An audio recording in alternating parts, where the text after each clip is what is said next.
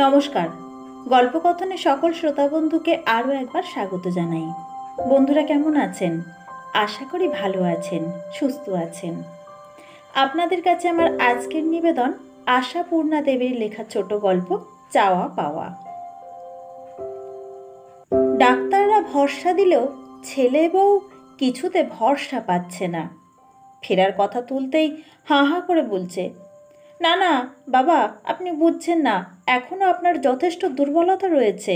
এখনও বেশ কিছুদিন রীতিমতো নিয়মে থাকা দরকার। বাড়ি গেলেই অনিয়ম হবে। ছেলে বউদের এতটা উৎকণ্ঠায় গিরিজাবাবু যে মনে মনে বেশ একটু গর্বের তৃপ্তি অনুভব করছিলেন না তা নয়, তার জেরেই হাসপাতালে থাকার বিরক্তিটাও সহ্য করে নিচ্ছিলেন। কিন্তু আর পারছেন না। অতিষ্ঠ লাগছে। এক আধ দিন নয়, পুরো 3-3টে মাস কেটে গেল এই হাসপাতালের কেবিনে। গিরিজাবাবুর যা কেস, তাতে এতদিন হাসপাতালে থাকার কথা নয়। তাছাড়া রাখতে পারেই বা কজন? গিরিজাবাবুর ছেলেরা কৃতি বলেই পেরেছে, এখনো পারছে। কিন্তু গিরিজাবাবুই আর বরদাস্ত করতে পারছেন না এটা। ওরা প্রীতিভক্ত বলেই তো আর গিরিজাবাবু অবোধ হতে পারেন না। ভগবানের দয়ায় ছেলেরা 2টো টাকা ঘরে আনছে বলেই কি সে টাকা এলোমেলো করে ঘরের বার করে দিতে হবে? আন্তরিক যন্ত্রের বৈকল্যে গিরিজাবাবু ভুগছিলেন কিছুদিন বটে, কিন্তু সেটাকে এ যাবৎ তেমন আমল দেননি। বলতেন, বুড়ো বয়সে অমন হয়, আরও কত হবে। তবে ব্যথা ধরার সময়টাতে কাবু না করে ছাড়ত না। তখন মনের জোরটা কমে আসত, আর ঠিক সেই কাবুর সময়ে চেপে ধরল ওরা। শেষ পর্যন্ত রাজি করিয়ে ছাড়ল। তারপর তো এই অপারেশন এবং হাসপাতাল বাস। গতকাল এই নিয়েই তর্ক করেছেন গিরিজাবাবু ছেলেদের সঙ্গে। তোমাদের সব কথাই তো এ পর্যন্ত শুনলাম বাপু, এবার আমার কথাটা তোমরা শোনো। শুনে বড় ছেলে কাল ঈষৎ রাগ দেখিয়ে গেছে। বলেছে, বেশ, আপনার যা ইচ্ছে করুন। গিরিজাবাবু অবশ্য মনে মনে হেসেছেন। ভেবেছেন, বাপু, তোমাদের রাগ তো ওই দেখানোই, নইলে বাবার কথার প্রতিবাদ কি জীবনে করেছ? আজ সকালে সেই কথাটাই শুয়ে শুয়ে ভাবছিলেন গিরিজাবাবু। না, তাঁর ছেলেরা বাপের কথার ওপর উঁচু কথাটি কখনো কয়নি। অসুখের ব্যাপারে অনিয়ম অত্যাচারের প্রশ্ন নিয়ে যা কিছু বাদ প্রতিবাদ করেছে, সে তো স্বাস্থ্যোন্নতির জন্যেই। এখনও তার বাড়ি ফেরা নিয়ে এত যে টালমাটাল করছে, ওই একই কারণে, জানেন না কি? কিন্তু না, ওদের মতে আর মত দেবেন না গিরিজাবাবু। এবার জোর করবেন। টাকা কি খোলামকুচি? কেবিনের সামনে ছোট্ট 3 কোণা বারান্দায় রোগীর আরামের জন্য আরাম চেয়ার পাতা আছে। ওটা কেবিনেরই আসবাবের অঙ্গ। ইচ্ছে করলেই ওখানে বসে দিব্যি সময় কাটানো যায়। কম্পাউন্ডারের দেয়াল ঘেঁষা ওই ঝাউ গাছগুলি পাতা ঝিলমিল দেখে, কৃষ্ণচূড়া গাছটার বসন্তের রক্তিম সমারোহ দেখে। উত্থান শক্তি ফিরে পাওয়া পর্যন্ত ওখানেই বসেন গিরিজাবাবু। কেটেও যায় সময়, কিন্তু আজ আর ঘর থেকে বেরোননি, শুয়ে আছেন চুপচাপ। আজ আর উঠতে ইচ্ছে করছে না। সমস্ত ইচ্ছা শক্তি হরণ করে নিয়ে গেছে নার্স চন্দনা সেন। আহা, ছিছি, সেসব কিছু না। নার্স রোগীর সেই চিরাচরিত ব্যাপারই নয়। চন্দনা সেনের বয়স 19 আর গিরিজাবাবুর 69। চন্দনা তাকে দাদু বলে। খুব হাসি খুশি চটপটে মেয়ে। তার অধীনস্থ সমস্ত রোগীর সঙ্গেই তার আত্মীয়তা। কিছু না কিছু সম্পর্ক বন্ধনের সম্বোধন আবিষ্কার সে করবেই। গিরিজাবাবুকে বলে দাদু, পাশের ঘরের বুড়ি ভদ্রমহিলাটিকে বলে ঠান্দি, ওধারের বউটাকে বলে বৌদি। কথাবার্তায় ঘরোয়া ঘরোয়া সুর। রোগীকে যারা দেখতে আসে তাদের সঙ্গে কার সঙ্গে রোগীর কী সম্পর্ক, কার কী নাম, চন্দনার মুখস্থ হয়ে যায়। তাদের কথা নিয়ে ঠাট্টা কৌতুকও করে করে হয়তো রোগীর মন প্রফুল্ল রাখতে। কিন্তু ওর আজকের কৌতুকটা গিরিজাবাবুর কোনখানে ধাক্কা দিয়েছে সে যদি বুঝতো নার্স চন্দনা সেন। কিন্তু সত্যিই কি শুধু কৌতুক? কোন কথায় কিভাবে কি উত্তর দিয়েছিল চন্দনা সেইটা আর একবার আদ্যপান্ত ভাবতে চেষ্টা করলেন গিরিজাবাবু। সকালের দুধ নিয়ে এসে দাঁড়ালো চন্দনা। এটা ওটা কি যেন বলল। গিরিজাবাবু অনুযোগ করে বললেন, আর তো পারা যাচ্ছে না। আমার ছেলেদের আতঙ্কটা একবার দেখছো তো নার্স? ডাক্তারে পারমিশন দিচ্ছে, আমি বলছি দিব্যি ভালো হয়ে গেছি। ওদের আর আতঙ্ক কাটছে না। বাড়ি গেলেই অনিয়ম হবে, সেবার ত্রুটি হবে, তাহলেই ওদের বাবা ফুট করে মরে যাবে। চন্দনা দুধে চিনি মেশাতে মেশাতে হেসে উঠে বলল, তা ভালোই তো দাদু, ছেলেরা আপনাকে এত ভালোবাসে, এ তো আনন্দের কথা। আহা, আনন্দের কথা তো বুঝলুম, গিরিজাবাবু অসহিষ্ণুভাবে বললেন, কিন্তু আমার পক্ষে সেটা আর আনন্দের বিষয় হচ্ছে কি না সেটা বুঝতে হবে তো। আমি তো গ্যারেন্টি দিচ্ছি বেশ সেরে উঠেছি, আর অনিয়ম অত্যাচারও করব না। চন্দনা দুধের গ্লাসটা এগিয়ে দিয়ে বলল, এখন তো গ্যারেন্টি দিচ্ছেন, বাড়ি গেলে হয়তো বলতে শুরু করবেন, এটুকু হাঁটলেই কিছু হবে না, ওটুকু খেলে কিছু হবে না। বলবো, বুঝলাম, তাই বলবো। গিরিজাবাবু হুঙ্কার দিয়ে উঠলেন, চিরকাল রোগী হয়ে থাকবো নাকি? বলি নার্স, অন্য দিকটাও তো দেখতে হবে। হাসপাতালে তো আমাকে অমনি থাকতে দিচ্ছে না, দৈনিক কতগুলি করে টাকা খসছে তার হিসেব রাখো। চন্দনা হেসে উঠল, সে হিসেব আর আমার কি দরকার? কিন্তু আপনারই বা কি দরকার দাদু, জোগাচ্ছেন তো আপনার ছেলেরা। হ্যাঁ, পরপর সব কথাগুলোই মনে পড়ছে গিরিজাবাবুর, সব উত্তর প্রত্যুত্তর। এ কথায় হঠাৎ মেজাজ গরম হয়ে গেল গিরিজাবাবুর। বললেন, তোমার কথাবার্তাগুলো তো বেশ মানুষের মতো নয় নার্স। ছেলেরা জোগাচ্ছে বলে আমার গায়ে লাগবে না?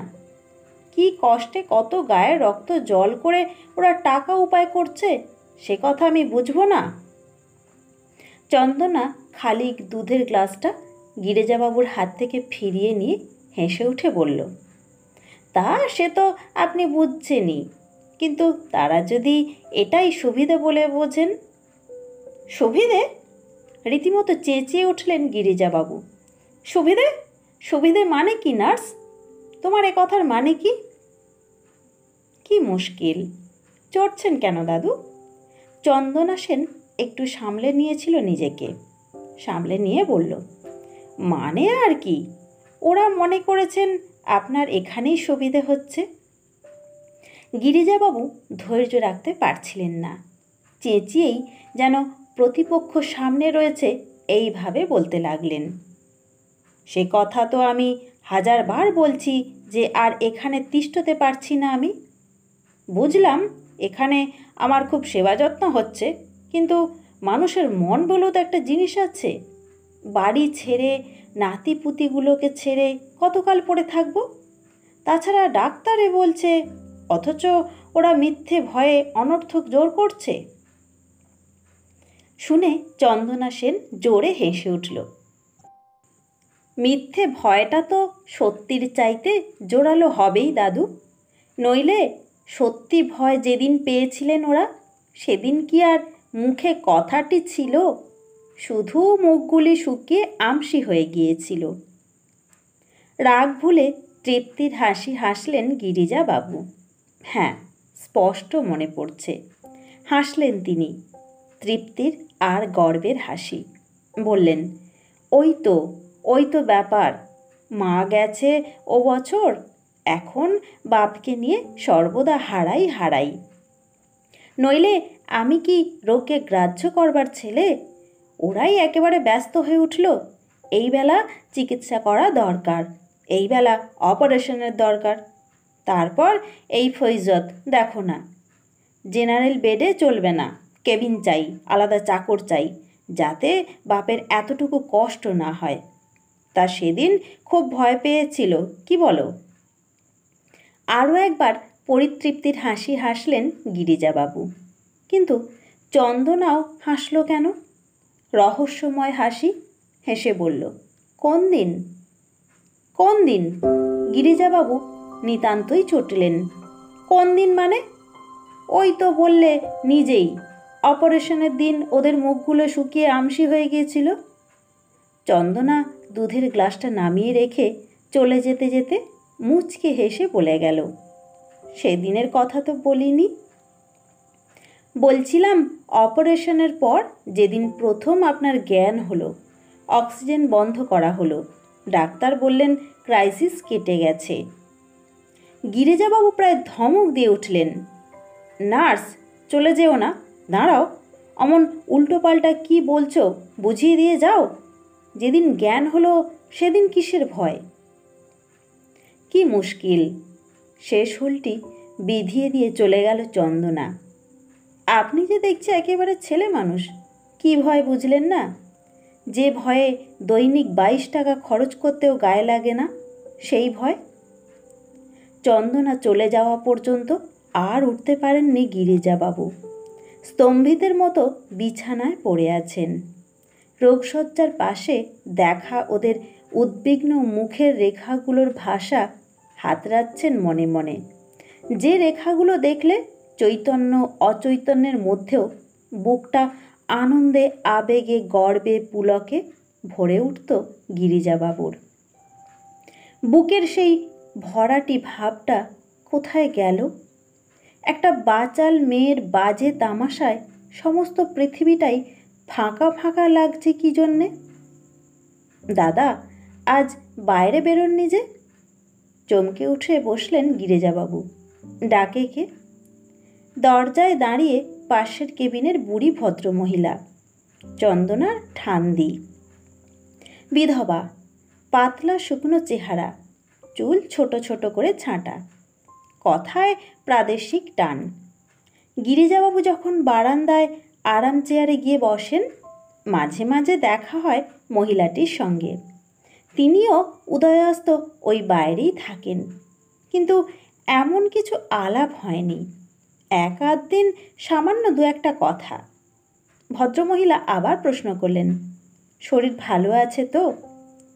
হ্যাঁ, ভালোই আছে, ঠেলামারা ভাবে বললেন গিরিজাবাবু। কিন্তু পাশের কেবিন যেন গল্প করতেই উৎসুক। আমি বলি, রোজ দাদাকে দেখি ইজি চেয়ারখানায় বসে থাকতে, আজ কি হলো? তা ভালো আছেন, ভালো কথা। আপনাদের পুরুষ ছেলের প্রাণ কত দামি, একটুকুতেই ভাবনা ধরে। আমাদের মতো ওরা জানতো না। হঠাৎ যেন খেঁকে উঠলেন গিরিজাবাবু। দামি মানে? দামি মানে কি?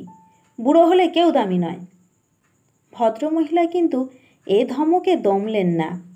আন্তরিক দরদের সুরে বললেন, সে কথা আর যে বলে বলুক দাদা, আপনার বলা সাজে না। আপনার ছেলে বউয়ের তুলনা একালে নাই। দেখছি এই 1-1.5 মাস, শুনি আপনি আরও 2 মাস হলো এসেছেন। ছেলেরা কি আপনার এতটুকু অসন্তুষ্ট হয়েছে? পয়সারে পয়সা জ্ঞান করছে না। সোনার চাঁদ ছেলে সব। এমন সন্তান মানুষ করাও সার্থক। আর আমার পোড়া অদেষ্টের কথা কি বলবো দাদা? বললে আকাশে থু ছোঁড়াবই তো নয়। টাকার গাদা রেখে গেছেন কর্তা, আর নতুন বাজারে অত বড় পেতল কাঁসার দোকান। কিন্তু বুড়ো মার জন্যে যে টাকা খরচ হচ্ছে, তাতেই ওদের বুক ফেটে যাচ্ছে। রোজ বলছে, এবার তো বেশ বল পেয়েছো, আর হাসপাতালে পড়ে থাকা কেন? আচ্ছা দাদা, বলেন তো, এখনই বাড়ি ফিরলে আর আমার তাওত তরিবত হবে, অথচ এত বড় অস্তরটা হলো। এখনও হঠাৎ দাঁড়ালে পা কাঁপে, মাথা ঘোরে। তা ওরা বিশ্বাস করে না। বড় বউ আবার কাল বলে গেল, মা আপনি বাড়ি নাই, বাড়ি যেন ফাঁকা। আর আপনার নাতি নাতনিগুলোরে তো আর সামাল দিতে পারছি নে। বুঝলেন দাদা, এসব ছল নয়, মনকাড়া মিষ্টি কথা কে ভিজাতে চায় আমারে। গিরিজাবাবু একটু অবাক হয়ে বলে উঠলেন, বাড়ি যেতে আপনার ইচ্ছে করে না? তা দাদা, সত্যি বলবো, তেমন ইচ্ছে করে না। এ তবু আপনাদের পাঁচজনারে দেখে শুনে একরকম আছি ভালো। বাড়িতে বুড়িরে কে পৌঁছে বলেন? আপনার মতন কপাল তো আর করে আসি নাই। বেঁচে থাকুক আপনার ছেলেরা, রাজা হোক। একালে বুড়ার জন্য এতটা কে করে? আচ্ছা দাদা, চলি। বুড়া বয়সে রোগ, বকলাম খানিক বকবকিয়ে। শোন আপনি। ভদ্রমহিলা চলে গেলেন। গিরিজাবাবু কিছুক্ষণ বিহ্বল হয়ে বসে রইলেন। তারপর কখন এক সময় যেন শুয়েও পড়লেন। কিন্তু এত আশ্বাস আর এমন উৎকৃষ্ট নজির দেখে শুনেও বুকের সেই ফাঁকা ফাঁকা ভাবটা কাটল না কেন? সংসারের অভিজ্ঞতায় চুল পাকিয়ে ফেলা এই বৃদ্ধা ভদ্রমহিলার কথার চাইতেও সেই কথার ওজন জ্ঞানহীন চটুল বাচাল মেয়েটার কথাই সত্যি বলে মনে হতে চাইছে কেন?